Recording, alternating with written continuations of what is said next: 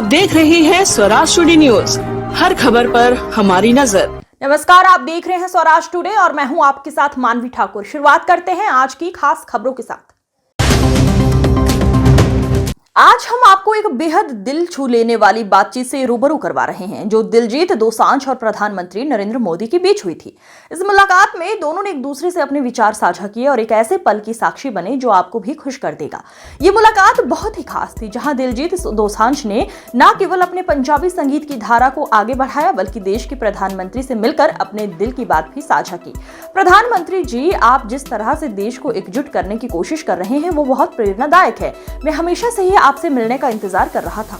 दोनों की ये बातचीत केवल एक आदान प्रदान नहीं थी बल्कि एक खूबसूरत मिलन था, जहां दोनों ने एक दूसरे की सफलता की सराहना की। दिलजीत ने प्रधानमंत्री मोदी के साथ अपने संगीत की यात्रा और भारत के लिए उनके योगदान को लेकर भी बात की। दिलजीत की आवाज ने पूरी दुनिया में लाखों दिलों को छुआ है। उनकी संगीत की ताकत और प्रधानमंत्री मोदी के नेतृत्व के लिए उनकी सराहना एक खास पल बना। ये वीडियो न केवल दिलजीत दोसांझ और पीएम मोदी के बीच की आपसी तालमेल का गवाह है बल्कि ये उन दोनों के द्वारा भारतीय संस्कृति को सम्मान देने की एक अनोखी मिसाल भी पेश करता है। के नाम अपनी माँ को याद करते हुए, माँ जिंदा है तो माँ को साथ ले जाओ और पैड लगाओ। माँ की जीवन स्मृति बन जाएगी वो। और माँ जिंदा नहीं है तो फोटो लेकर के जाओ, लेकिन माँ को कहो माँ तुम्हारे लिए पेड़ है। तो अपनी माँ जिसने हमें जन्म दिया और ये धरती माता जो जीवन देती है, दोनों को हम एक प्रकार से आज करोड़ों लोग ये काम कर रहे हैं। हाँ।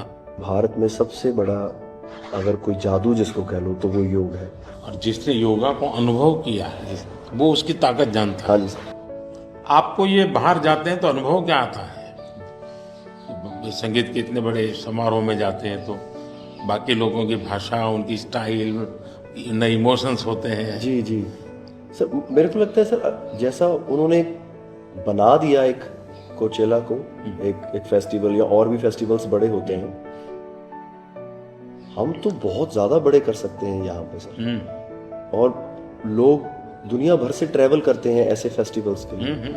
तो हमारा तो इतना रिच कल्चर है, अगर हम ढाबे में बैठ के भी खाना खा रहे हैं और कोई राजस्थान में गा रहा है तो इतना सुरीला गा रहा है कि बंदा बोलता है कि मैं गाना छोड़ दूं यार, ये इतना अच्छा गाना गा रहा है। और मैं प्रोफेशनली गाता हूँ, ये बंदा प्रोफेशनली गा भी नहीं रहा और मेरे से अच्छा गा रहा है। इतनी ज्यादा उनके अंदर कला है। वो लोग बना के बैठ गए, और अगर हमारे इधर कोई ऐसा डेवलप होगा तो दुनिया भर से लोग, मेरे मन में एक कल्पना है, आ सकते हैं सर। मैं सोच रहा था कई वर्षों से, लेकिन अब वो मैं इसको कर रहा हूं। वेव्स। मेरा मत ये है कि इतना बड़ा देश और दुनिया की सबसे ज्यादा फिल्में यहाँ बनती। हाँ जी सर। दुनिया में सबसे बड़ी क्रिएटिव इंडस्ट्री यहाँ है जी। तो मैं यहाँ वेव्स एक बहुत बड़ा मूवमेंट खड़ा कर रहा हूँ और दुनिया की क्रिएटिव वर्ल्ड को मैं इकट्ठा करने वाला हूँ अप्रैल में जी। अब दुनिया का क्रिएटिव वर्ल्ड का सेंटर हिंदुस्तान। मैं एक बार जर्मनी की चांसलर मर्कल जी, तो हम मिले तो उसने मुझे संगीत का विषय निकाला। तो मैंने उसको कहा कि मेरे देश में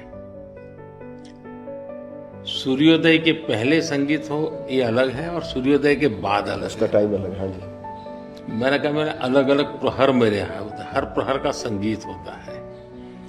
फिर मैंने कहा सैड सिचुएशन है तो एक संगीत है, जॉय है तो एक है। तो फिर उनको बड़ा इंटरेस्ट लिया। आज की खबरों में बस इतना ही। जल्द होगी मुलाकात, तब तक के लिए नमस्कार।